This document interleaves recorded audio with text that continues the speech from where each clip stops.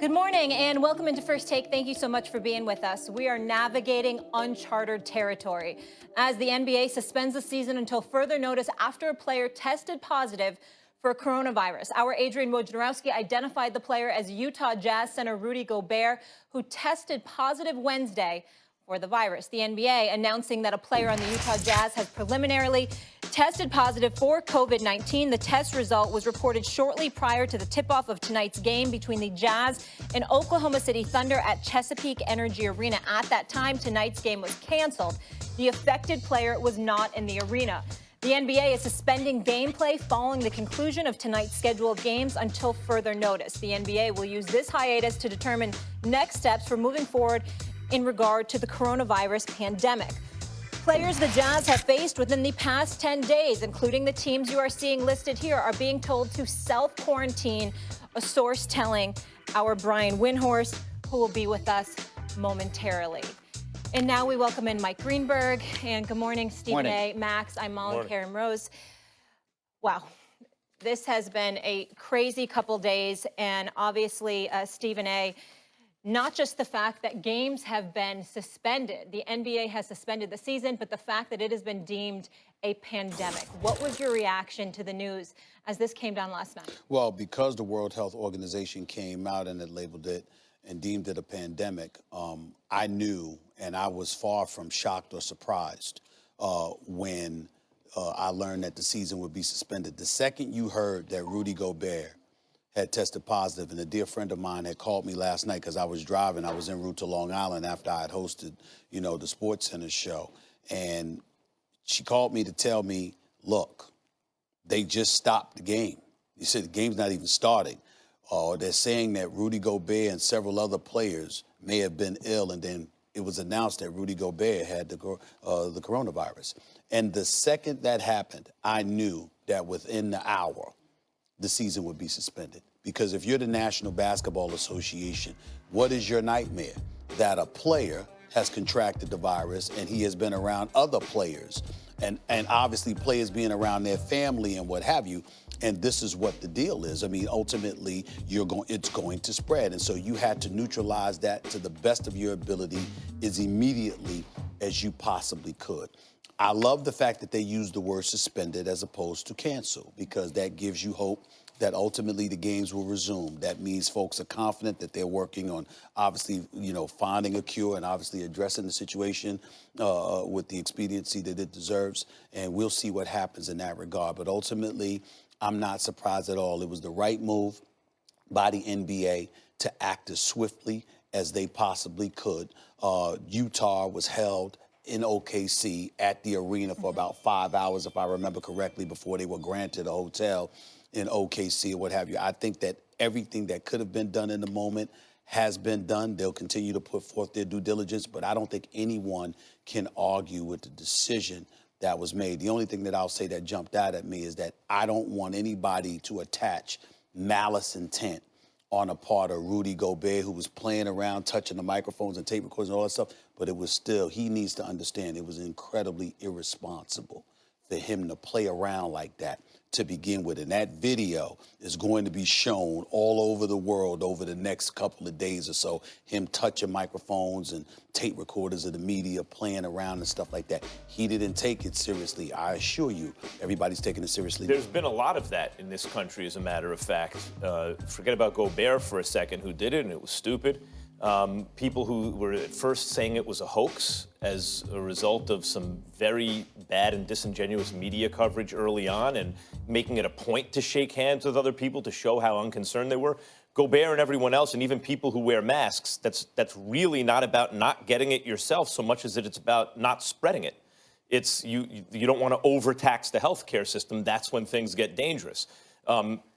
My reaction when I heard the news from the NBA was, of course, Adam Silver is out in front of it, just as he was when Donald Sterling made those despicable remarks. He got rid of him, just as he was when China tried to dictate speech policy to the NBA. He stood up.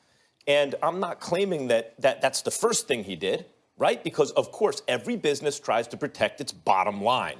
So the first thing you do is not cancel everything and give back all the money. It's the last thing you want to do.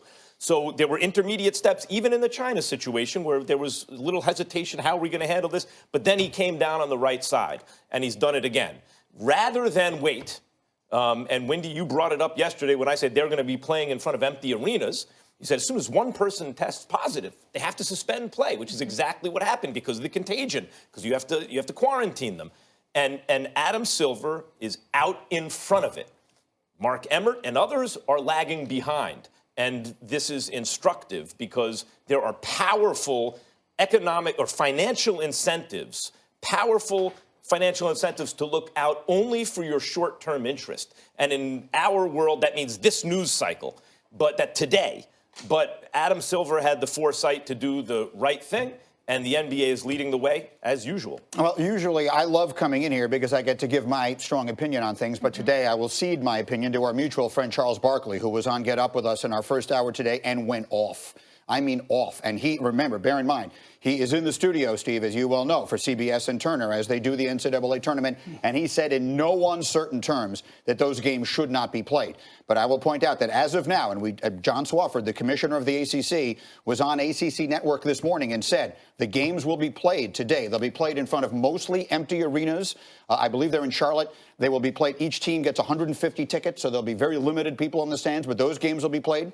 The Players' Championship, golf, they're playing right now. Spectators are there. They're on the course as we speak in Ponte Vedra, Florida. Baseball spring training games are being played today in front of fans in both Florida and Arizona. So the NBA has made this move, but they are, at this point, the only league in this country that has completely suspended what they're doing. Yesterday, we were talking about the Ivy League. The Ivy League, as is usually the case, was smarter than everybody else. They shut down.